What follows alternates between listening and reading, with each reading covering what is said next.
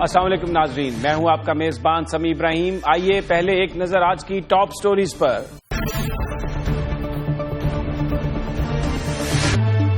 فیصل عرب نے مشرف کیس چھوڑا اور پھر واپس آ گئے، اصل حقائق کیا ہیں؟ بھارت کی آبی جارحیت یا ارباب اختیار کی بے حسی، پاکستان میں پانی کا بحران شدت اختیار کر سکتا ہے۔ پارلیمنٹ دشمن کے قبضے میں ہے، مولانا سمیع الحق کا اشارہ کس کی طرف؟ پاکستان بہت سارے مسائل کا شکار ہے، جس میں اقتصادی مسئلہ ہے، دہشت گردی جیسے معاملات ہیں، اور ہمارے جو اقتصادی مسائل ہیں وہ اس لیے ٹھیک نہیں ہو پا رہے کہ ہماری اکانومی ٹھیک نہیں ہے۔ 23% سے زیادہ جی ڈی پی ہماری زراعت پر بیس کرتی ہے، اور اس کے لیے پانی نہایت اہم ہے۔ ہم نہ تو اپنے پانی کو ذخیرہ کرنے کے لیے کوئی بڑے پروجیکٹ بنا سکے ہیں، اور جو خبریں ہیں، جو اطلاعات ہیں، ہمارا جو حصہ ہے پانی کا، جو انڈس واٹر ٹریٹی کے ذریعے ہمیں انشور کیا گیا تھا، ہم اس کو بھی اس طرح سے نہ استعمال کر سکیں، نہ اس کو بچا سکیں۔ اس کی ایک بڑی مثال کشن گنگا پروجیکٹ ہے، جس میں پاکستان آربیٹریشن پہ گیا، لیکن پاکستان وہ مقدمہ ہار گیا۔ جب مقدمہ ہارا تو پاکستان کے حکمرانوں نے یہ بتایا پاکستانی عوام کو کہ ہم مقدمہ جیت گئے ہیں، جبکہ در حقیقت ہم مقدمہ ہار گئے تھے۔ وہ مقدمہ ہم کیوں ہارے ہیں، پاکستان کا حق کیوں نہیں تسلیم کیا گیا؟ بتایا جا رہا ہے کہ ایک ڈاکومنٹ تھا، اگر وہ ساتھ لگایا جاتا تو پاکستان اپنے ترجیحی حق سے محروم نہ ہوتا، لیکن ہمارے حکمرانوں نے وہ نیگلیجنس کی۔ کیا یہ جو نیگلیجنس تھی، اس کے پیچھے کوئی سازش تھی یا یہ صرف نیگلیجنس تھی؟ اس کی تحقیقات کوئی کرے گا؟ آج اس حوالے سے ہم گفتگو کریں گے۔ ہمارے ساتھ موجود ہے ہمارے سینئر نمائندے جناب ذوالفقار علی، جماعت علی شاہ ہیں، جو انڈس واٹر کمیشن کے کمشنر رہے ہیں، اس کے سربراہ رہے ہیں پہلے، اور کمال مجید اللہ جو سابق اسسٹنٹ رہے ہیں پرائم منسٹر کے اس پانی کے ایشو پر، وہ انہوں نے ہمیں جوائن کیا۔ سب سے پہلے میں چلتا ہوں جناب ذوالفقار علی کی جانب۔ ذوالفقار، یہ بیان فرمائیے گا کہ یہ بتایا جا رہا ہے کہ ڈاکومنٹیشن پراپر نہیں ہوئی، جس کی وجہ سے پاکستان اپنے ترجیحی حق سے محروم رہ گیا۔ شکریہ سمیع ابراہیم صاحب۔ جو کشن گنگا 330 میگا واٹ کا جیلم پہ، دریا جیلم کی ٹریبیوٹری پہ، کشن گنگا ٹریبیوٹری پر نیلم پہ کہا جا رہا ہے کہ یہ پاکستان کیس جیت گیا ہے، لیکن در حقیقت یہ میرے ہاتھ میں جو کورٹ آف آربیٹریشن اس کا پارشل ڈسیژن کا یہ ڈاکومنٹ ہے، اس میں صاف طور پہ لکھا ہوا ہے کہ انڈیا کا حق پاکستان کے نیلم جیلم بجلی گرز کے اوپر تسلیم نہیں کیا گیا، اور انہوں نے کہا ہے کہ کشن گنگا اس سے پہلے بن رہا تھا، نیلم جیلم بعد میں بن رہا تھا، اور یہ جو ثابت کیا ہے انڈیا کے وکیلوں نے، اس ٹیم نے وہاں پہ کورٹ آف آربیٹریشن میں، اس کی بنیاد انہوں نے بنائی ہے اس فیصلے کو جو انڈین پلاننگ کمیشن نے نومبر 2004 میں دیا تھا۔ نومبر 2004 کا ایک ڈاکومنٹ انہوں نے اپنے پلاننگ کمیشن کی منظوری کا لگایا تھا، جس کی وجہ سے کورٹ آف آربیٹریشن نے انڈیا کا حق، ترجیحی حق تسلیم کیا ہمارے نیلم جیلم پہ۔ لیکن افسوس کی بات یہ ہے سمیع ابراہیم صاحب، یہ ڈاکومنٹ میرے ہاتھ میں ہے، یہ پاکستان کی ایکنٹ کی اپروول ہے جو مارچ 2002 میں ہوئی ہے، یعنی 2 سال پہلے بھارت سے پاکستان کا نیلم جیلم بجلی گھر بنانے کا فیصلہ ہو چکا تھا۔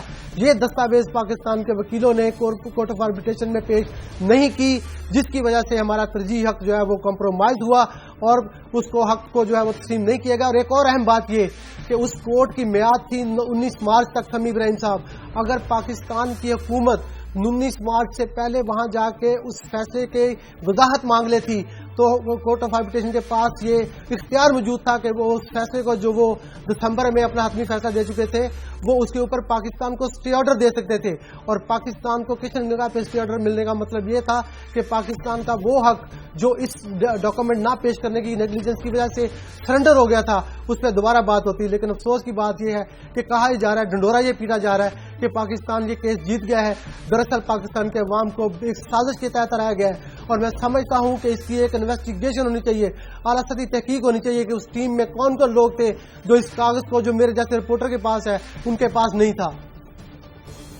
جی ذوالفقار، ہمارے ساتھ ہی رہیے۔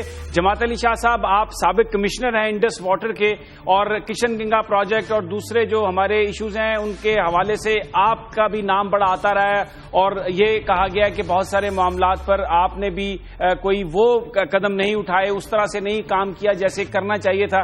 یہ جو ساری صورتحال ہے، آپ کچھ اس پر بیان فرمائیں گے کہ کیا وجہ ہے کہ ایکنیک نے اگر منظور کر دیا تھا 2002 میں تو یہ کیوں ڈاکومنٹیشن نہیں لگایا گیا؟ آپ کیا سمجھتے ہیں ہوا کیا؟ بسم اللہ الرحمن الرحیم. بہت شکریہ سبھی صاحب. میں سمجھتا ہوں کہ کشن گنگا کے ڈیسیژن کے بعد پہلی بار جو ہے مجھے یہ دنیا ٹی وی اور آپ نے مجھے مدعو کیا ہے. تو در حقیقت جو کشن گنگا پروجیکٹ ورسز نیلم جیلم تھا یہ ایک پرائر رائٹ کا معاملہ تھا, کیونکہ پیراگراف 15(3) آف نیکسٹ ڈی یہ کہتا ہے کہ انڈیا پانی ڈائیورٹ نیلم ریور کا دوسری ٹریبیوٹری میں کر سکتا ہے subject to no adverse effects on Pakistan be then agriculture and hydroelectric uses. تو ہم نے تو یہ پروجیکٹ جو ہے 1990 میں انڈیا کو پیش کر دیا. انڈیا نے اپنا پروجیکٹ جو ہے ہمیں 96 میں دیا اور اس کے بعد انہوں نے 2005 میں اس کو وڈرا کر لیا اور سٹوریج کی بجائے run of river hydroelectric plant جو ہے وہ پیش کر دیا پاکستان کو. اب مہتا صاحب نے جو بات کی ہے کہ اس میں کون لوگ تھے جو کہ یہ کیس لے کر چل رہے تھے, کمشنر کو تو انہوں نے تتر بتر کر دیا. اب کیا اس میں انجینئر لوگ موجود تھے, کیا اس میں پاکستان کے لائر موجود تھے, کیا اس میں منسٹری آف فارن افیئر جو ہے ان سے کنسلٹیشن کی گئی, کیا وابڈا سے کنسلٹیشن کی گئی؟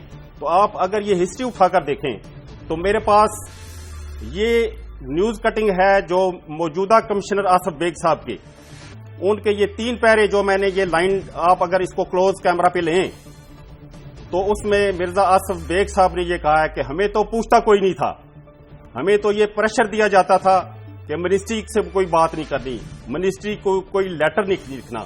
اگر صورتحال یہ ہو تو اس کا مطلب ہے کہ براڈ بیس کنسلٹیشن نہیں ہو سکی.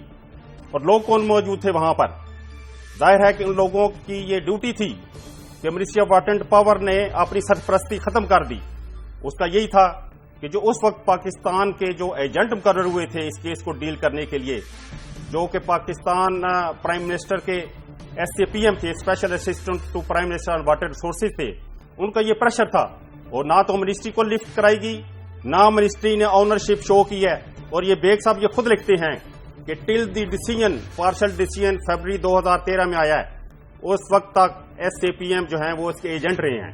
اگر وہ ایجنٹ رہے ہیں تو میں سمجھتا ہوں کہ یہ ان کے ساتھ جو ٹیم تھی ان پر یہ بات آتی ہے کہ کیا یہ جو کاغذ مہتا صاحب نے آج دکھایا ہے کہ 2002 میں ایکنک کی اپروول ہو گئی لیکن کیس میں یہ پریزنٹ نہیں کی جا سکی اور ان کا حق جو ہے وہ فائق ہو گیا اور پاکستان جو ہے وہ پیچھے چلا گیا, جبکہ پاکستان نے 2007 میں جو ہے پروجیکٹ جو ہے وہ ٹینڈر بھی وہاں پر جو ہے وہ چائنی کمپنی کو دے دیا, جبکہ انڈیا نے 2008 میں وہاں پر کام شروع کیا.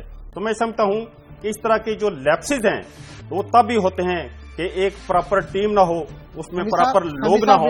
شاہ جی کی بات پہ میں ایک سوال, چھوٹی سی ایک بات ہے کہ یہ لیپس ہوئے ہیں ٹھیک ہے, لیکن شاہ جی 11 سال آپ اس پروجیکٹ پہ نیگوشیشن کرتے رہے ہیں. دیکھیں نا, آپ 1994 سے 2005 تک 5 بار آپ نے نیگوشیشن کی ان کے ساتھ. کیا ضرورت تھی؟ یہ کیس بہت پہلے کورٹ آف آربیٹریشن میں یا نیوٹرل ایکسپرٹ کے پاس جانا چاہیے تھا, تو یہ کیوں نہیں کیا؟ مکہ شاہ جی اس میں سارے شامل ہیں. اس میں مہتا صاحب بات یہ ہے, ٹھیک ہے یہ اپنا آپ بھی ہمارے ساتھ, ذوالفقار آپ بھی ہمارے ساتھ رہیے اور جماعت علی شاہ صاحب آپ بھی ہمارے ساتھ ہیں. میں یہاں پر ایک بریک لینا چاہتا ہوں. بریک کے بعد کمال مجید اللہ جو سابق ایڈوائزر رہے ہیں پرائم منسٹر کے اس سارے معاملے پر, ان سے ہم گفتگو کریں گے اور جاننے کی کوشش کریں گے کہ یہ جو لیپسز ہوئے, ایسا لگ رہا ہے کہ یہ صرف لیپسز نہیں, ان کے پیچھے سازش تھی. کوئی نہ کوئی ایسا شخص موجود تھا جو نہیں چاہتا تھا کہ یہ کاغذ لگے, آربیٹریشن کی کورٹ میں جائے, اور پھر اسی وجہ سے پاکستان اپنے ترجیحی حق سے محروم رہ گیا. اس پر ہم بات کریں گے لیکن ایک بریک کے بعد.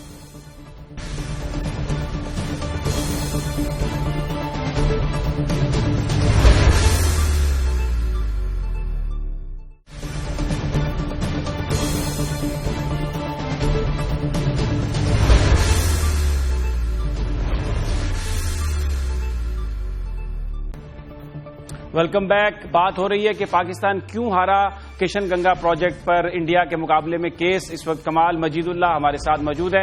کمال صاحب, یہ گفتگو سنی آپ نے ذوالفقار علی کی اور جماعت علی شاہ صاحب کی بھی. یہ بیان فرمائیے گا کیا وجہ ہے کہ یہ جو ایکنک کی منظوری کا کاغذ تھا یہ پیش ہی نہیں ہو سکا آربیٹریشن کی کورٹ میں؟ موہب صاحب السلام علیکم, thank you for inviting me on to this programme. میں نے سوچا تھا آپ کہہ رہے تھے کہ بیشنگ نہیں ہوگی. میرے خیال میں یہ جو سارے سازش میں شامل تھے وہ بس بیشنگ ہی کر سکتے ہیں کیونکہ اور ان کے پاس کچھ ہے ہی نہیں کہنے کے لیے. یہ تو ہوگی پہلی بات. دوسرا میرے خیال میں جواب اس وقت آپ کو دیتا ہوں جب جماعت علی شاہ سے آپ نے جو کوشچن پوچھا تھا اس کا وہ جواب دے دیں کہ جس سرے سے یہ لوگ لگے ہوئے تھے اتنا ٹائم کیوں لگا ان کو پہنچنے کے لیے, اس کا جواب دے دیں بس. جی جماعت علی شاہ صاحب آپ رسپونڈ کریں گے؟ جی بہت شکریہ سمیع صاحب. تو ہمارا مجید اللہ صاحب نے بھی پوچھا ہے اور میتو صاحب نے بھی.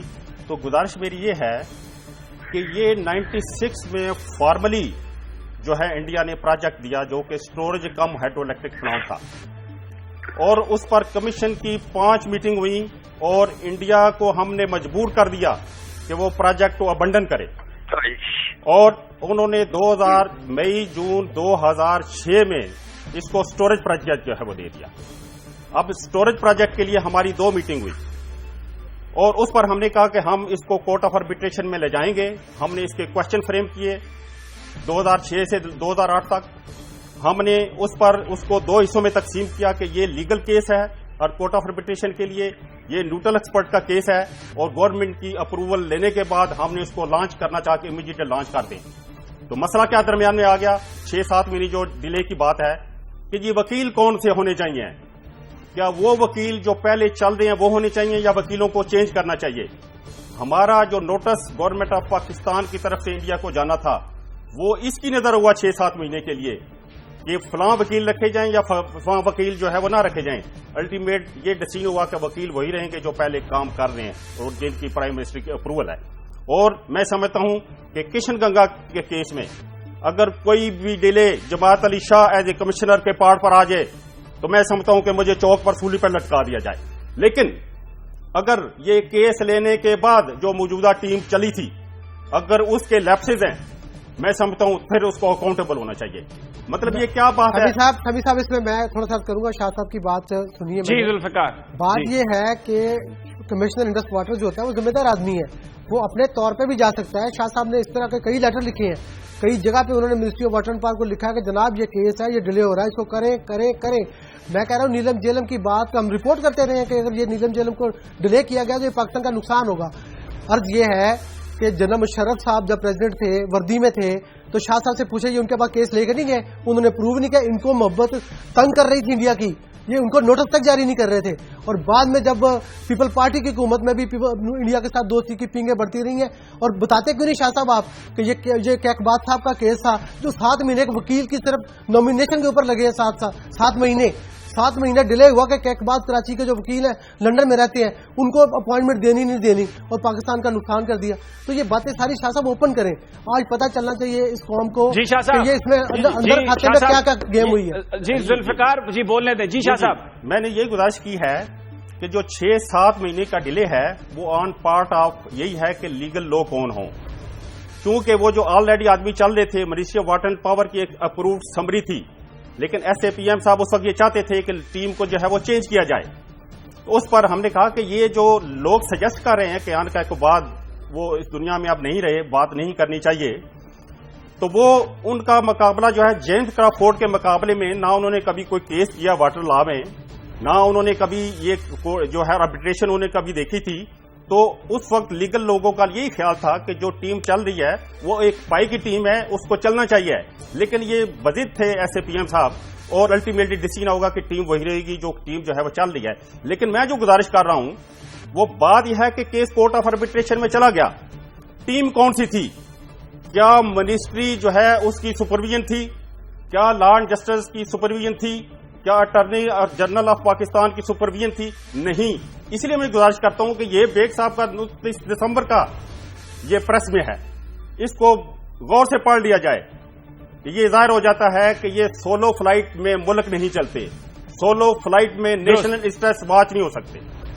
تو یہ میں جی جماعت صاحب ہمارے ساتھ. جی کمال صاحب, آپ نے سنا جماعت علی شاہ صاحب کا بیان؟ ہاں میں نے سنا ہے جماعت کا بیان, اور وہ جو ہمیشہ جماعت کے بیان ہوتے ہیں نا, empty vessels make the most noise. Unfortunately جماعت علی شاہ صاحب اپنے آپ کو ڈیفینڈ نہیں کر سکتے ہیں. ٹھیک ہے, ان کی سربراہی میں دلہستی بنا, ان کی سربراہی میں سلال بنا, ان کی سربراہی میں بغلیار بنا. یہ کوٹ لے کے گئے, یہ پٹ گئے, اور یہ لوگ کہتے انہی لوگوں نے یہ اور جو ان کی ٹیم تھی پاکستان میں، انہوں نے کیا قسمیں نہیں کھائی تھی کہ ہم جیت گئے؟ انہوں نے یہ نہیں آ کے دنیا کو بتایا یا پاکستان کو آ کے بتایا کہ جی بغلیار کیس ہمارے فائدے میں گیا ہے؟ انہوں نے آ کے یہ ساری چیزیں نہیں کہیں؟ کیا یہ لوگ نہیں ہیں جو کہہ رہے ہیں کہ جی ہم جیت گئے ہیں؟ یہی لوگ ہیں جنہوں نے بیان پہلے دیا تھا اخباروں میں جب سیکنڈ پارشل ڈیسیژن آیا تھا کہ جی ہم جیت گئے. یہ کیوں نہیں بولتے ہیں؟ ان کے دوران جتنا رکاوٹیں ہمارے پانی پہ آئی ہیں یہ سارے جماعت علی شاہ کے ٹائم پہ آئی ہیں. اچھا اب آپ پوچھیں ان سے کہ جی ان کی ٹیم پہ کون تھے؟ جی شاہ صاحب، یہ مرزا آصف بیگ جو آج بیان دیتے پھرتے ہیں اپنا نقاب وہ چڑھا کے اپنی شکل کو چھپانے کے لیے، وہ کیا بیان دے رہے ہیں؟ اپنا اس میں سمی صاحب بات یہ ہے کہ یہ دونوں کمال صاحب جو تھے وہ پاکستان کے ایجنٹ تھے اس کیس میں، اور ministry of water and power, جہاں تک میں ایز اے رپورٹر مجھے میری انفارمیشن ہے، مکمل کنٹرول تھا ان کا. جاوید اقبال ذوالفقار صاحب I listen to you, you said everything right? جی آپ فرمائیے. جی کمال صاحب، میں نے یہ اپنے جماعت علی شاہ کو بھی سن لیا پورا. جی ہاں، اب I think you should show due courtesy and listen to me. جی پلیز. جی and if you can't then I will what's the point of having this conversation? نہیں پلیز جی آپ فرمائیے. جی کمال صاحب، my point is that the entire Indus River system, the authority that is involved, which is the PCIW, is entirely responsible for India taking away our waters in as much as building constrictions on what is the premier kya bolte hain uska, the tenant of the treaty, which is that waters will be let to flow freely, uninterrupted supply of water. ان سے پوچھیں کہ یہ جو dams جس کے بارے میں نے بات کی ہے، are they construction on the flow جو ان کے ٹائم میں ہوا ہے؟ بٹ جماعت علی شاہ اس کے بارے میں بات نہیں کر سکتے ہیں نا، نہ کوئی اور کر سکتا ہے، نہ جو حمایت میں ہیں جماعت علی شاہ کے وہ کر سکتے ہیں. بہت بہت شکریہ کمال صاحب. اور جماعت علی شاہ صاحب کا اپنا ویو ہے ساری صورتحال پر، لیکن یہ معاملہ اتنا سنگین ہے، یہ پاکستان ایک ترجیحی حق اسے محروم ہو گیا صرف اس لیے کہ ایکنک کا ڈاکومنٹ پیش نہیں کیا گیا کورٹ آف آربیٹریشن میں. نہایت اہم معاملہ ہے، اس کی انویسٹیگیشن ہونی چاہیے. بہت سارے لوگ یہ سمجھتے ہیں کہ اس کو وزیر اعظم کو اس کے حوالے سے اسپیشل کمیٹی بنانی چاہیے، تحقیقات کا حکم دینا چاہیے، چیف جسٹس آف پاکستان کو بھی اس معاملے میں انٹروین کرنا چاہیے. یہ پاکستان کے 18 کروڑ عوام کا معاملہ ہے، پاکستان کے پانی کا معاملہ ہے، اور پاکستان اپنے ترجیحی حق سے صرف اس لیے محروم رہ گیا ہے کہ ایک ڈاکومنٹ جو 2002 میں ایکنک نے اپروو کیا تھا، اس ڈاکومنٹ کو کورٹ آف آربیٹریشن میں پیش نہیں کیا گیا، جس کا پاکستان کو نقصان اٹھانا پڑا. اور آج نیلم جیلم پروجیکٹ جو ہے وہ ایک بہت چھوٹا پروجیکٹ بن کے رہ گیا ہے. کشن گنگا پروجیکٹ پر بھارت کا ترجیحی حق تسلیم کر لیا گیا صرف پاکستان کے حکام کی غفلت کی وجہ سے. تحقیقات اس بات کی ہونی چاہیے یہ غفلت تھی یا سازش تھی، غفلت کرنے والے لوگ سہون غلطی ہوئی ان سے، یا پھر اس کے پیچھے کوئی اور بڑا ہاتھ تھا. ناظرین یہاں پر ہم لیتے ہیں ایک بریک، اور بریک کے بعد ہم بات کریں گے طالبان کے ساتھ جو مذاکرات کا سلسلہ جاری ہے. اس میں مولانا سمیع الحق نے آج یہ کہا ہے کہ اس وقت جو پاکستان کی پارلیمان ہے وہ دشمن کے قبضے میں ہے، اور ساتھ یہ بھی اطلاعات آ رہی ہیں کہ یوسف رضا گیلانی صاحب کے صاحبزادے اور سابق گورنر سلمان تاثیر کے صاحبزادے، ان کو طالبان نے یہ کہا ہے کہ وہ رہا نہیں کر سکتے. بات کریں گے امتیاز گل صاحب سے، لیکن ایک مختصر بریک کے بعد.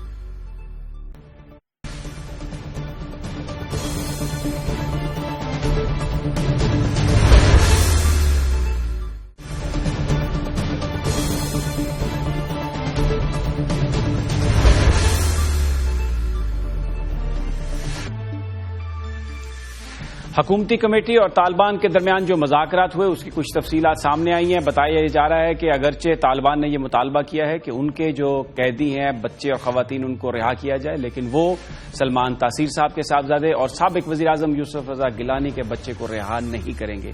بتایا جا رہا ہے کہ وہ بہت زیادہ رقم بھی مانگ رہے ہیں، لیکن ان کا یہ کہنا ہے کہ وہ پھر بھی ان قیدیوں کو رہا نہیں کریں گے. اس کے علاوہ آج مولانا سمیع الحق نے یہ بتایا پریس کانفرنس کی کہ امریکہ اسلام کا دشمن ہے، اور اس وقت پاکستان کی پارلیمان پر قابض ہے، پاکستان کی پارلیمان دشمن کے قبضے میں ہے۔ بہت سارے لوگوں کا یہ خیال ہے کہ مذاکرات کی آڑ میں اس وقت نیشنل میڈیا پر جس قسم کی گفتگو کی جا رہی ہے، جس قسم کا نیریٹو ہے، اس سے جو طالبان یا اس طرح کی انتہا پسند قوتیں ہیں وہ مضبوط ہوتی جا رہی ہیں۔ اسٹیٹ آف پاکستان اس میں کمزور دکھائی دے رہی ہے، اور پھر اگر یہی صورتحال چلتی رہی اور یہ مذاکرات کا سلسلہ اگر اسی طرح چلتا رہا جس کا ٹائم فریم نہیں ہوا، تو شاید پھر طالبان جس ریکگنیشن کی ضرورت ہے ان کو جنگ کے بغیر ہی وہ ریکگنیشن حاصل کر لیں گے۔ یہ ساری صورتحال کیا ہے، آج ہم گفتگو کریں گے۔ امتیاز گل صاحب ہمارے ساتھ ہیں۔ السلام علیکم امتیاز، یہ کہنا کہ پارلیمان پر دشمنوں کا قبضہ ہے تو پھر اس کا مطلب ہے وہ یہ لڑائی دشمنوں کا قبضہ پاکستان کی پارلیمان سے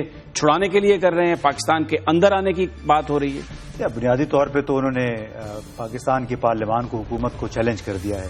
بڑی دلچسپ بات ہے، آج جس وقت تحفظ مدارس کانفرنس سے خطاب کر رہے تھے سمیع الحق صاحب نوشہرہ میں، تو جو باتیں انہوں نے کی، مجھے 19 اپریل 2009 کی وہ تقریر یاد آ گئی جو مولانا صوفی محمد نے گراسی گراؤنڈ میں کی۔ اس تقریر میں انہوں نے بنیادی طور پہ یہ کہا کہ یہ پارلیمان ہمیں ناقابل قبول ہے، یہ سپریم کورٹ غیر اسلامی ہے، پاکستان کی حکومت غیر اسلامی ہے، لہٰذا ہم نے اس کی جگہ اسلامی شریعتی نظام لانا ہے۔ تو مولانا سمیع الحق صاحب کی گفتگو کا بھی لب لباب یہی تھا کہ یہ پارلیمان ان قوتوں کے قبضے میں ہے جو کہ پاکستان کے خلاف ہے، جو اسلام کے خلاف ہے، اور ہمارا کام، مدرسوں کا کام، جو لوگ یہاں پہ پڑھ رہے ہیں ان کا کام اس پارلیمان کو، اس ملک کو ان دشمن قوتوں سے نجات دلانا ہے۔ تو اس میں بنیادی طور پہ اگر آپ دیکھیں تو یہ Pakistan protection ordinance, anti terrorist act, اس کی جو 8 سے لے کے 8، 9، 10، 11، 12 سیکشنز ہیں، یہ تقریر سمیع الحق صاحب کی ان سیکشنز کے بھی خلاف ہے۔ تو جو ہائی ٹریزن جو جنرل مشرف کے خلاف چل رہا ہے اس کے زمرے میں یہ تقریر بھی آتی ہے، اس لیے کہ اس میں ان میں اور مولانا صوفی محمد کی تقریر میں مجھے بنیادی طور پر کوئی فرق نظر نہیں آتا۔ اچھا، ایک آج یہ بھی بتایا کہ جو سلمان تاثیر صاحب کے صاحبزادے اور یوسف رضا گیلانی کے صاحبزادے، ان کو تو رہا نہیں کیا جائے گا، لیکن ایک طرف وہ کہتے ہیں کہ ان کے خواتین اور بچوں کو، تو یہ بھی کوئی کمبیٹنٹ تو نہیں تھے، یہ تو صرف بچے تھے، تو ان کے بارے میں ان کا رویہ بالکل مختلف ہے۔ اس لیے کہ وہی سمجھ رہے ہیں کہ یہ سونے کا انڈا دینے والی مرغی ہے، اگر ہم نے ان کو پاس رکھا تو ہو سکتا ہے کہ 2-3 ارب روپے ہمیں مل جائیں۔ جو اندرون خانہ سے خبر مل رہی ہے وہ یہ ہے کہ ان کی رہائی کے لیے اسلامک موومنٹ آف ازبکستان اور ان کے جو تحفظ کرنے والے ہیں تحریک طالبان پاکستان، ان کا یہ خیال ہے کہ 2 سے 3 ارب روپے کم از کم ان کے تاوان کے طور پہ وصول کیے جائیں، کیونکہ ان کو اپنی جنگی مشینری پاکستان کے خلاف، پاکستان کے مفادات کے خلاف فعال رکھنے کے لیے وسائل کی ضرورت ہے، اور اس طرح سے وہ یہ وسائل حاصل کرنے کی کوشش کر رہے ہیں۔ اور اسی وجہ سے یہ بہت بڑا سوال اٹھ رہا ہے کہ کیا ریاست پاکستان اور اس کے ادارے اغوا کاروں کے ساتھ مذاکرات کر رہے ہیں امن کی خاطر، اور کیا واقعتاً امن قائم ہو جائے گا، یا پھر جو عسکریت پسند اور جرائم پیشہ عناصر ہے ان کا جو اس وقت نیکسس یا تعلق بنا ہوا ہے یہ ویسے ہی بلیک میلنگ کرتا رہے گا۔ اچھا، یہ ایک عجیب بات نہیں لگتی آپ کو کہ ایک طرف تو اللہ کے قانون کے نفاذ کی جدوجہد بتائی جا رہی ہے، طالبان کا مقصد یہ ہے، دوسری طرف اغوا کر کے تو اس کے بدلے میں پیسے کی وصولی، یہ ایک بہت بڑا آپس میں کانفلکٹ وہ نظر نہیں آ رہا؟ یہ بلا شبہ ایک بہت واضح تضاد ہے ان خطبات میں جو کہ ہمیں سننے کو ملتے ہیں، بھلے وہ حکیم اللہ محسود کی طرف سے تھے یا مولانا سمیع الحق کی طرف سے تھے، کہ اسلام امن کا دین ہے، سادگی کا درس دیتا ہے، اس میں جو مادی اشیاء سے محبت ہے وہ نہیں کرنی چاہیے۔ لیکن اگر آپ یہ مطالبے سنیں جو کہ ہمیں سننے میں آ رہے ہیں بالواسطہ طور پہ، تو اس سے تو بڑا صاف واضح ہو رہا ہے کہ بنیادی طور پہ سیاسی سپیس کے لیے اور پیسے کے لیے پاکستان پہ انہوں نے یہ دہشت گردی کی جنگ مسلط کی ہوئی ہے۔ اچھا، ایک امتیاز بڑا کل بھی میں نے یہ پچھلے 2-3 دنوں سے جو ہمارے پروگرام کے پارٹیسپینٹس ہیں ان سے میں سوال کر رہا ہوں، میری خود بھی کچھ ڈپلومیٹ سے بات ہوئی، وہ تو ایک طرح کا جو ان کا صبر کا پیمانہ ہے وہ بالکل لبریز ہوتا ہوا نظر آ رہا ہے۔ وہ کہہ رہے ہیں کہ یہ مذاکرات کا جو پروسیس ہے جس طریقے سے یہ جاری ہے یہ اتنا ڈیلیڈ ہے کہ لگتا نہیں ہے کہ یہ میننگ فل ہو سکے۔ وہ اس لیے کہ اس میں تمام تر یہ جو پروسیس چل رہا ہے اس کے پیچھے شاید حکومت کی ایک بڑی حکمت عملی ہے۔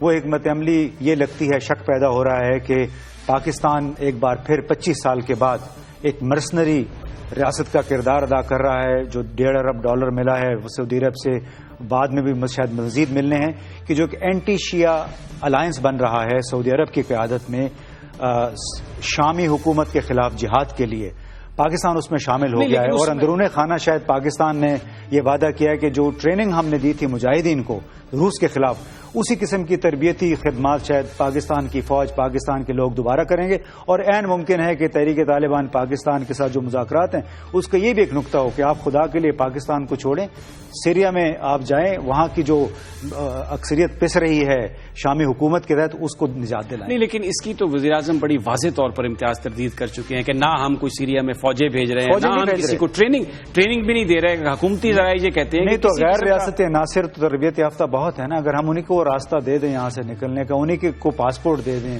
ان کی راہ ہموار کر دیں. سعودی عرب کو کیا پاکستان سے اسلحہ چاہیے؟ مطلب کیا پاکستان کا اسلحہ اتنا اچھا ہو گیا ان کو ابھی عزیز ہو گیا ہے؟ مطلب ہم کو کس کھاتے میں پاکستان کے ساتھ اتنی محبتیں پینگے بڑھا رہے ہیں؟ بحرین کے بادشاہ کیوں یہاں پہ آئے تھے؟ یہ کہانی تو نومبر سے شروع ہوئی تھی جب امریکہ اور مغربی قوتوں اور ایران کے درمیان نیوکلیر مسئلے پہ مفاہمت تقریباً ہو گئی تھی. اس کے بعد سعودی عرب کو یہ خدشہ ہوا کہ شاید شام میں انہوں نے جو بازار گرم کر رکھا ہے القاعدہ کی سرپرستی کر کے، شاید امریکہ اب اس سے ہاتھ اٹھا لے. امریکہ نے واقعتاً ابھی ہاتھ اٹھا لیا ہے، تو ان کو یہ خطرہ ہوا کہ جو مشن تھا صدر بشار الاسد کے خلاف شاید وہ ناکام ہو جائے. اس لیے وہ کوشش کر رہے ہیں کہ دوسرے اسلامی ممالک کو ساتھ ملا کے اپنے مقاصد کی براری کریں. بہت بہت شکریہ امتیاز گل. مولانا سمیع الحق کی بات ہو رہی تھی جنہوں نے یہ کہا کہ مدرسوں نے امریکہ کو شکست دے دی ہے، ہم امن کے دائیں ہیں، لیکن پاکستان کی پارلیمان اس وقت دشمنوں کے قبضے میں ہے اور امریکہ اسلام کا دشمن ہے. ناظرین، یہاں پر ہم لیتے ہیں ایک بریک، اور بریک کے بعد ہم بات کریں گے سابق صدر پرویز مشرف کے مقدمے کی. آج جو اسپیشل خصوصی جو عدالت تھی، ان کے جو چیف جج تھے جناب فیصل العرب، پہلے انہوں نے وربل آرڈر میں تو یہ کہا کہ وہ اپنے آپ کو اس بینچ سے ہٹا رہے ہیں، جس کے بعد خبریں آئیں بینچ ٹوٹ گیا، لیکن پھر انہوں نے اپنے تحریری فیصلے میں جو کئی گھنٹوں کے بعد لکھا گیا، یہ لکھا کہ یہ جو اٹھے تھے، وہ جو بائیکاٹ انہوں نے عدالت کا کیا تھا، وہ صرف آج کے دن کے لیے تھا. بہت سارے لوگ یہ کہتے ہیں کہ یہ بات بھی جوڈیشل مس کنڈکٹ کے زمرے میں آ سکتی ہے. اس پر بات کریں گے قانونی ماہرین سے، لیکن ایک بریک کے بعد.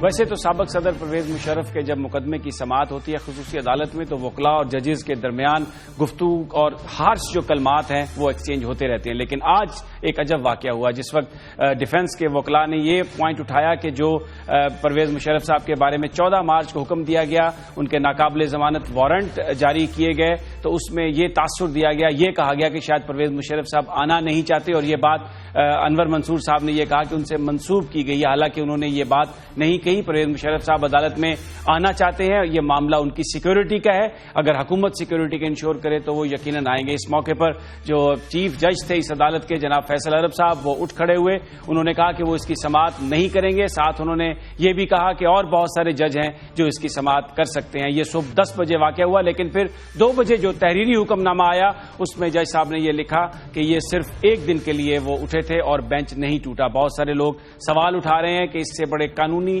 نکات اٹھ گئے ہیں کہ اگر ایک دفعہ جج اپنے آپ کو ودرو کر لے بینچ سے، بینچ ٹوٹ جاتا ہے، پھر خود بخود وہ جج کے واپس آنے سے کمپلیٹ نہیں ہوتا. چیف جسٹس صاحب سپریم کورٹ آف پاکستان کو دوبارہ یہ بینچ تشکیل دینا پڑے گا، اور پھر اگر ڈفرنس ہو وربل آرڈر میں اور ریٹن آرڈر میں تو اسے بھی جوڈیشل مس کنڈکٹ کہا جا سکتا ہے. کچھ لوگوں کا یہ خیال ہے. آج اسی حوالے سے گفتگو کریں گے. بیرسٹر سیف ہیں پرویز مشرف صاحب کے وکیل، وہ ہمارے ساتھ ہوں گے. جناب بابر اوان صاحب ہوں گے اور اوریا مقبول جان ہوں گے. سب سے پہلے میں جناب بیرسٹر سیف صاحب سے، سیف صاحب یہ آج جو ہوا سب کچھ اور کہا وربلی تو جج صاحب نے، اور پھر ریٹن آرڈر کچھ اور آیا، اور پھر یہ جو اس قسم کی وکلاء کے درمیان باتیں ہیں ججز کی، وہ تو پہلے بہت زیادہ سخت ہوئی ہیں، لیکن تب فیصل عرب صاحب نے اپنے آپ کو بینچ سے علیحدہ نہیں کیا تھا. دیکھیں، ہمارا تو پہلے دن سے یہ موقف ہے کہ یہ ٹرائل نہیں ہے، یہ کوئی جوڈیشل مقدمہ نہیں ہے، بلکہ ایک سیاسی ڈرامہ ہے، اور اس کے ہر پہلو سے یہی اندیہ نظر آتا ہے اور یہ اشارے ملتے ہیں کہ یہ اس کو ایک ڈرامے کے طور پہ کھیلا جا رہا ہے، عدالتی ڈرامہ ہو رہا ہے. بات یہ ہے کہ آج جب جج صاحب نے عدالت سے جس وقت یہ اٹھے اور عدالت سے نکل گئے تو for all legal and practical purposes یہ بینچ ٹوٹ گیا. اب اس کے بعد واپس آنا، میں تو سمجھتا ہوں کہ یہ بھی اسی ڈرامے کا ایک حصہ ہے کہ شاید جسٹس رمدے صاحب نے یا افتخار چودھری صاحب کی طرف سے فون آیا، یا شاید لا سیکٹری صاحب بھی بڑے آگے ہیں اس مقدمے میں، بڑا ایکٹیو رول پلے کر رہے ہیں، شاید ان کی طرف سے کوئی منت جاری ہوئی کہ خدا کے لیے واپس جاؤ، ہمارا سارا ڈرامہ خراب کر رہے ہو، یہ تو پہلے ہی فلاپ ہو جائے گا ریلیز ہونے سے پہلے. تو میں سمجھتا ہوں کہ یہ جو کچھ ہوا یہ بھی نہ صرف آپ نے جوڈیشل مس کنڈکٹ کی بات کی، بلکہ میں تو سمجھتا ہوں کہ سپریم جوڈیشل کونسل میں باقاعدہ ایک ریفرنس کا جواز بنتا ہے اس حرکت کے بعد کہ ایک بار آپ عدالت سے نکل جاتے ہیں، میڈیا نے دیکھا ہے، میڈیا کے نمائندے موجود تھے. اور سمیع صاحب میں آپ کے پروگرام میں پہلی بار یہ بات کر رہا ہوں کہ یہ جتنی بھی ریکارڈنگ ہوتی ہے یہ وہاں پہ ساری آڈیو ویڈیو ریکارڈنگ ہوتی ہے. میں سمجھتا ہوں کہ وہ ویڈیو ٹیپ نکال کے میڈیا پہ چلانی چاہیے کہ یہ اس وقت عدالت سے کس نقطۂ نظر سے اور کس سوچ کے تحت اٹھے تھے اور انہوں نے کیا کہا تھا اٹھ کے. اور اس کے بعد 2 بجے 1.5 گھنٹے کے بعد جو ہے شاید کوئی ڈوریں ہلی ہوں گی جس طرح کی ہلائی جاتی ہیں، تو آ کر بیٹھ گئے اور فیصلہ سنا دیا، which is absolutely contrary to legal and constitutional جو نارمز ہیں اور جو ویلیوز ہیں اور جو پرنسپلز ہیں ان کے. ہمارے ساتھ ہی رہیے صاحب. بابر امان صاحب، یہ ساری گفتگو آپ نے سنی، کیا کمنٹ کریں گے آپ اس پر؟ یہ کیا ہے؟ یہ عدالتیں، یہ تو بڑی سپیریئر عدالت ہے، اس قسم کا کانڈکٹ آپ توقع کرتے ہیں؟ 2-3 چیزیں پہلے ذہن میں رکھیں. پہلا تو یہ ہے کہ پاکستان وہ ونڈر لینڈ ہے جہاں پہ کبھی کسی سیاسی مقدمے کا غیر سیاسی فیصلہ نہیں آیا. ہمیشہ سیاسی مقدمات میں سیاسی طریقے سے پرچہ ہوتا ہے، سیاسی طریقے سے پروسیکیوٹرز لگتے ہیں، سیاسی طریقے سے پروسیکیوشن ہوتی ہے اور پولیٹیکل ججمنٹس آتی ہیں. اور پاکستان میں پہلی دفعہ اعلیٰ ترین عدالتوں نے اپنے فیصلوں کے اندر جو جسٹس کی قسمیں بیان کی ہیں اس میں لکھا ہے پولیٹیکل جسٹس. یہ ایک نئی ٹرمینالوجی جوڈیشل ہسٹری اور ڈکشنری جو دنیا کی ہے اس کے اندر ہم نے ایجاد کر دی ہے. دوسرا یہ کہ یہ بہت اچھا موقع تھا پاکستان کے پاس کہ وہ آرٹیکل 6 کی روح سے اپنی کریڈیبلٹی بناتا بحیثیت معاشرہ، سماج اور ایک انصاف کے ادارے کے. ہم سارے اس کے ذمہ دار تھے، اس لیے کہ جنرل پہلے سے لے کے آخری تک کوئی ہاف درجن نام لینے کی ضرورت نہیں ہے. وہ سارے کے سارے آپ کا کانسٹیٹیوشن کہتا ہے اور آپ کا ہائی ٹریزن پنشمنٹس ایکٹ کہتا ہے اور ان کے سارے حمایتی اور سارے ان کے صلاح کار اور ان کی ساری کابینائیں وہ سارے کے سارے ملزم تھے. پہلی ایڈوائس غلط یہ دی کہ گورنمنٹ کو کہ اس کو سنگل آؤٹ کر کے تم شروع کرو، اور وہ بھی جو اس کے لگائے ہوئے مارشل لا 2 ہیں ان میں سے لیٹر مارشل لا کو کرو، اس لیے کہ پہلے مارشل لا کو انڈینیفیکیشن دینے کے لیے رانا افتخار کی ججمنٹ موجود ہے. پھر جو دوسرے مارشل لا کے بعد بھی ایک ججمنٹ رانا افتخار کی ہی موجود ہے جس کے ذریعے سے یہ موقع دیا گیا کہ آپ جائیں اور وردی سمیت الیکشن لڑ کے آپ واپس آ جائیں، پھر آپ کو دیکھیں گے کہ آپ کے ساتھ کیا سلوک کرنا ہے.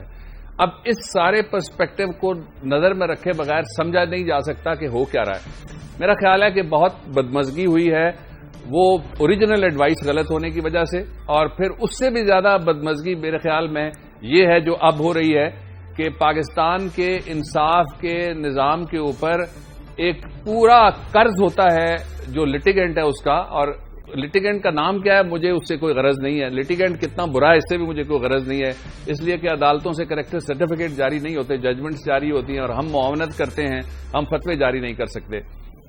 یہ ساری صورتحال اس وقت اس بات کا تقاضا کرتی ہے کہ یا تو فیڈرل گورنمنٹ آگے بڑھ کے اس کو ریکنسیڈر کرے جو کچھ ہو رہا ہے، یا کوئی جوڈیشل انٹرونشن. وہ ظاہر ہے جو فریقین کے وکلا ہیں وہی اس کو ٹریگر کر سکتے ہیں اور ایجیٹیٹ کر سکتے ہیں اور انیشیٹ کر سکتے ہیں، ہم نہیں کر سکتے یہاں بیٹھ کے. وہ ہو کیونکہ پاکستان میں دیکھیے بہت سارے مقدمات پڑے ہوئے ہیں. اس سے پہلے آپ لوگ اشارتاً بات کر رہے تھے سپریم جوڈیشل کاؤنسل کے حوالے سے آرٹیکل 209، وہاں پہ بھی مقدمات پڑے ہوئے ہیں، پاکستان کی عدالتوں میں پڑے ہوئے ہیں. یہ کسی اگر ریگولر کورٹ کو دے دیا جاتا جس طرح سے سیشن ججز ان مقدمات کی سماعت کرتے ہیں تو میرے خیال میں اتنے سوالات نہ اٹھتے. اب وہاں پہنچ گئی ہے صورتحال جہاں روزانہ سوالات اٹھیں گے، مزید سوالات اٹھیں گے اور سوالات اٹھیں گے. اس لیے ریاست کو یا ریاست کے اداروں کو خاموش تماشائی کا کردار ادا کرنے کی بجائے جو میں نے 2 انٹرونشنز جن کی طرف ابھی آپ کی اور قوم کی توجہ دلائی ان کے ذریعے سے کوئی کریکٹیو میئر ڈیفینیٹلی کرنا چاہیے. کرنا چاہیے. اور یا آپ بھی دیکھ رہے ہیں یہ ساری صورتحال, یہ تو ایک بہت بڑا سوالیہ نشان, جیسے عوان صاحب نے کہا عدلیہ پر بڑی امیدیں ہیں پاکستان کو, تو عدلیہ پہ اور اس عدلیہ کی آزادی کے لیے پاکستانی قوم نے بڑی قربانیاں بھی دی. دیکھیں, پہلی بات تو یہ ہے کہ اس پورے کے پورے جو کیس کے اندر خود بذات خود جو کہ حکومت ہے جس نے اس کیس کو آگے بڑھانا تھا, جس نے چلانا تھا, اس کے آپ کسی بندے کو بھی بیان دے دیں, اٹھا لیں, پڑھ لیں, وہ کہیں گے جی یہ تو عدالتوں کے پاس ہے, عدالت ہی جو فیصلہ کرے گی تو وہ کرے گی. عدالت نے بنیادی طور پر جہاں حکومت کو پھنسایا ہے وہاں پرویز مشرف کے ساتھیوں کو بھی پھنسا دیا ہے. پرویز مشرف ایک ایسی ہینگنگ قسم کی تلوار ہے کہ جو دونوں کے سروں پہ لٹک رہی ہے. اگر وہ اپنے پورے کلین کے لیے ایک غلط چیز بنتی ہے, اس کا فیصلہ آتا ہے تو ان کے لیے مسئلہ ہے, ان کے لیے آتا ہے تو ان کے لیے سنبھالنا بڑا مشکل ہو جاتا ہے. نہیں یہ اور یہ تو آپ کی بات صحیح ہے, لیکن جو آج عدالت میں ہوا ہم تو اس پر بات کر رہے ہیں کہ یہ جو اعلیٰ عدالتیں ہیں پاکستان کی, اگر وہاں پر اس قسم کا کنڈکٹ شروع ہو جائے گا تو پھر یہ جو ایک تحریک چلی اور جو ساری آزادی اور جو ساری ایک اداروں کی سینکٹیٹی کی ہم بات کرتے تھے وہ کہاں گئی؟ دیکھیں, میری جہاں تک اطلاعات کا تعلق ہے, فیصل صاحب کے ارد گرد جو ہے ایک بہت عجیب و غریب قسم کی نیوز جو ہے گھیرا تنگ کیا جا رہا ہے, اور ان کے بہت سارے دوستوں علاقوں سے بہت لمبی چوڑی معلومات لینے کے لیے بہت سارے لوگ نکلے. اور میں پرسنلی جانتا ہوں کہ جن سے جا کے معلومات لی جا رہی ہے کہ کون کیا کرتا ہے, اس کا بھائی کیا کرتا ہے, فلاں کیا کرتا ہے, کافی ساری چیزیں. تو ان کے لیے بھی زندگی کے راستے مشکل کیے جائیں گے, اور اگر انہوں نے اس پریشر کے اندر آ کے ایک دم کیا ہے تو ان کو پھر اس پہ اسٹک کرنا چاہیے تھا. یہ basically it's a judicial misconduct کہ جب آپ ایک دفعہ کہہ دیں, اور اس کی ایک اور وجہ بھی ہے. اس کی وجہ یہ ہے کہ جج جب ابو بورڈ ہوتا ہے, جب جج کی ایک انٹیگریٹی جو ہے وہ کوشچن نہیں کی جا سکتی, جب سارے لوگ وکیل اس کے سامنے سرنڈر کر جاتے ہیں, اس پہ اعتماد کرتے ہیں, تب فیصلہ بڑی امپورٹنٹ چیز ہوتی ہے. آپ کو چننے ہی ایسے بندے چاہیے تھے کہ جن پر انگلی اٹھاتے ہوئے بھی شرم آئے لوگوں کو, جس کی اور وہ جو لوگ جو ہے جن کی پورے پاکستان میں رسپیکٹ ہو, اگر کوئی وکیل ان کے خلاف بات کرے تو پورا پاکستان اس وکیل کو برا کہے کہ تم کیا کر رہے ہو, جو بندہ بڑا اچھا ہے. اصل میں اس وقت فوری طور پہ جی یہ چیز تھی بیسیکلی جو کہ نہیں ہو سکی. اچھا سیف صاحب, اب آپ آج تو جو فیصلہ تحریری آیا اس میں کہا گیا کہ اب 31 کو وہ آئیں گے, پیش کیا جائے گا, وہ سارے فیصلے اپنی جگہ پر موجود ہیں. آپ کی قانونی حکمت عملی اب کیا ہوگی, کیا کریں گے آپ؟ دیکھیں, قانونی حکمت عملی تو ہم نے پہلے سے طے کر رکھی ہے, اور اسی پر یہ ساری کارروائی ہوتی رہی کہ ہم نے اس عدالت کی تشکیل سے انکار کیا ہے, ہم نے ان کی تشکیل پر عدم اعتماد کا اظہار کیا ہے, ججز پر عدم اعتماد کا اظہار کیا ہے, اور پروزیکیوٹر کی تعیناتی پر بھی عدم اعتماد کا اظہار کیا ہے. اور ہم تو اس مقدمے کو اسی طرح ہی لڑیں گے, جارحانہ انداز میں لڑیں گے, اور یہ ثابت کریں گے کہ یہ مقدمہ نہیں ہے, یہ عدالتی کارروائی نہیں ہے, بلکہ میاں نواز شریف کا رچایا ہوا ایک سیاسی ڈرامہ ہے جس میں وہ فوج سے مشرف کو ایک عبرت کا نشان بنا کے فوج کو ٹارگٹ کر رہا ہے. اور یہ ہمارا بالکل اوپن ایک وہ ہے مدعا ہے اور موقف ہے. لیکن میں ایک بات اور کرنا چاہوں گا, آپ اس سے اندازہ لگائیں سمیع صاحب, جو آج انہوں نے جج صاحب نے جو حرکت کی کہ جب غصے میں چلے گئے کورٹ سے, 1.5 گھنٹے بعد اپنے ہی اس حرکت پر شاید دباؤ کے تحت دوبارہ واپس آئے اور پھر ہماری وہ اپلیکیشنز ہی رد کر دی. غصے کی حالت میں فیصلہ کیا, یعنی وہ فیصلہ کلیئرلی پریجوڈسڈ اور بائسڈ فیصلہ ہے جو کہ جوڈیشل نارمز کے اور جوڈیشل کنڈکٹ کے خلاف ہے, بالکل خلاف. بہت شکریہ بیرسٹر سیف, بابر عوان صاحب اور یہ مقبول جان صاحب. ایک نہایت اہم معاملہ پوری قوم کے سامنے ہے. آج جو کچھ ہوا, بہت سارے لوگوں کا یہ خیال ہے کہ یہ جوڈیشل مس کنڈکٹ ہوا. ناظرین, یہ تھا آج کا پروگرام, اس ہفتے کا آخری پروگرام. سوموار کو پھر آپ سے ملاقات ہوگی ٹاپ سٹوری میں. اجازت دیجیے, اللہ نے کے بعد.